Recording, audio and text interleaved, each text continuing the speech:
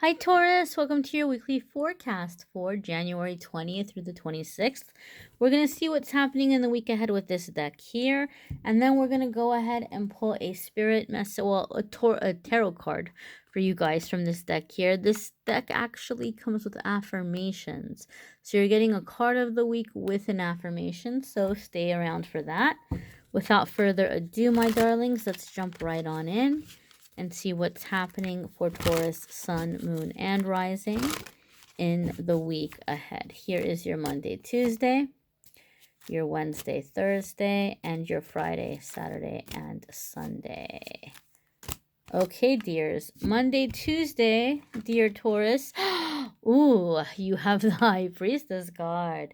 Okay, High Priestess card is a card that astrologically many people are going to associate with Pisces. I have seen it argued that it also applies to Cancer because of the moon energy. And I've also seen it, and this is where some people don't agree, but I have actually seen it also applied to Taurus because of the symbolism in certain decks.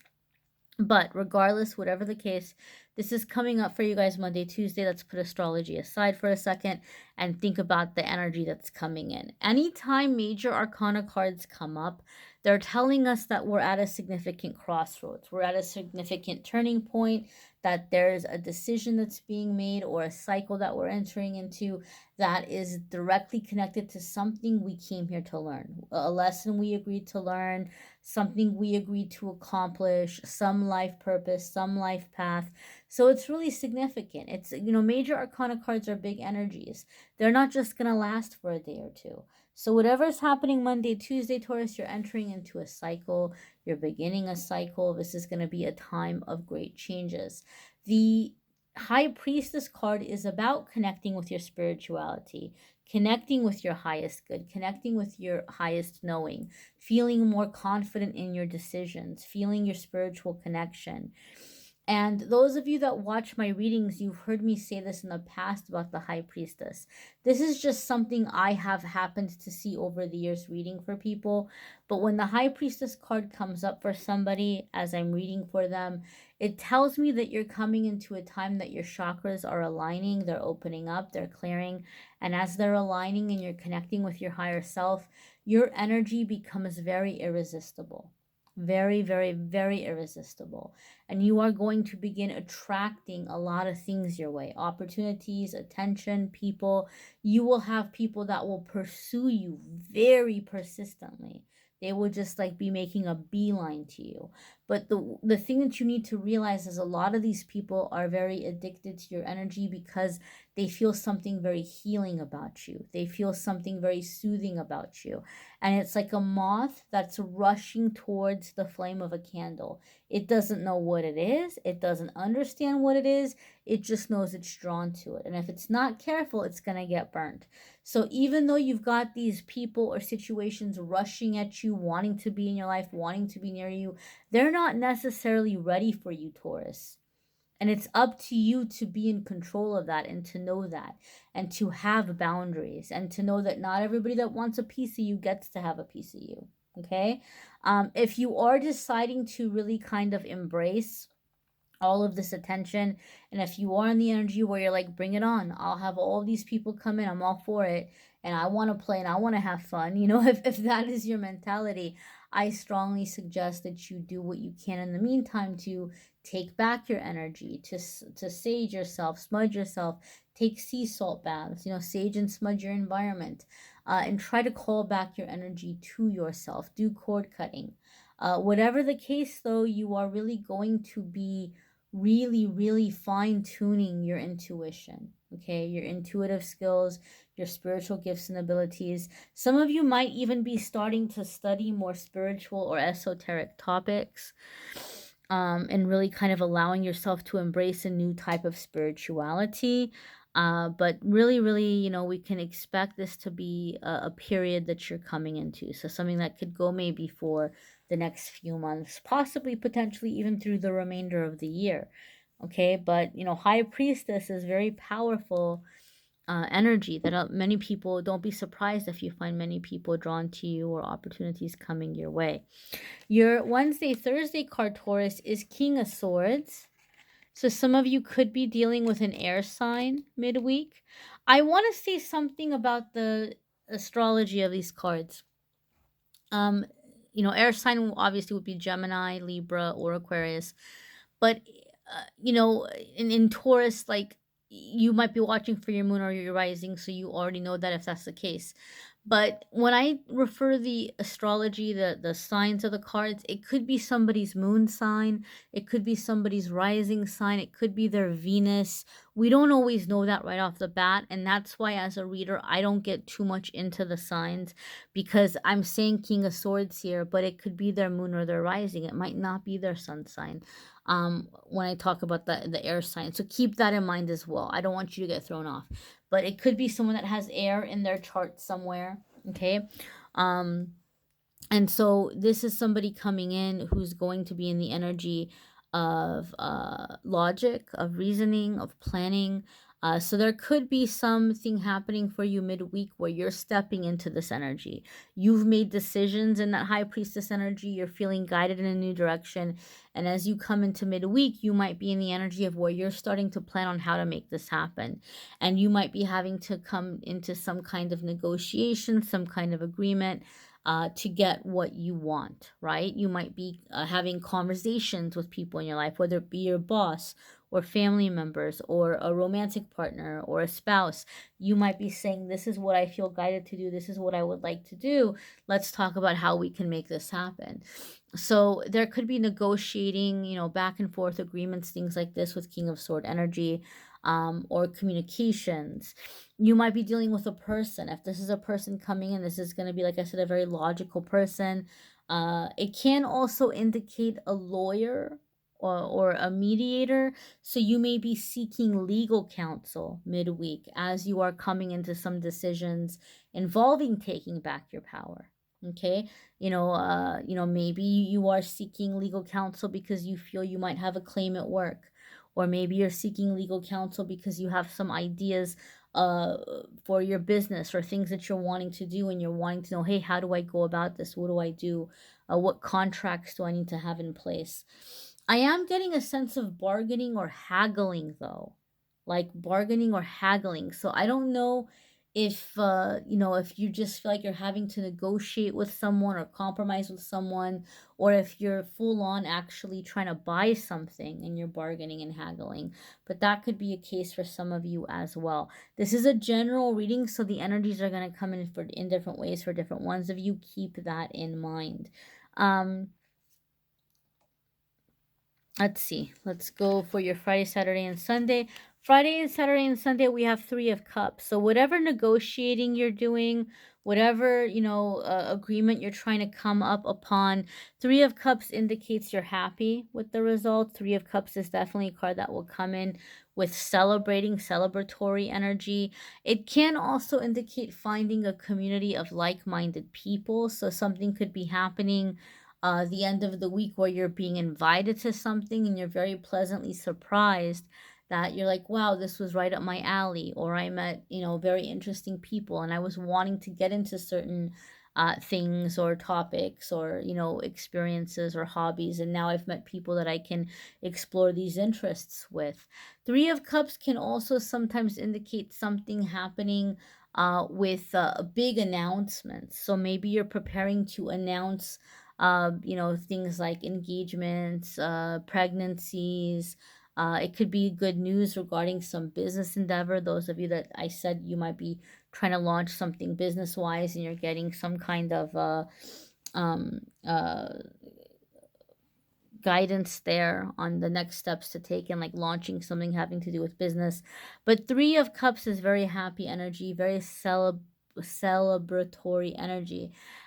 It can also sometimes be like my party card, right? Like if someone comes to me and asks me, oh, what is the energy of the relationship, or where are things headed, and I get Three of Cups, it can be an engagement depending on what cards come around it, or it could be, just someone who is really having a good time partying, right?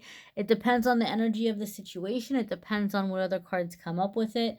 And I do feel that for some of you, because the High Priestess came up, Some of you may be in a mood where maybe you wanted to settle down, but now you're like, no, I kind of want to get to know people. I want to mingle. I want to get out there. I want to kind of explore my options. And so some of you are very much in that energy. And I'm going to say party energy.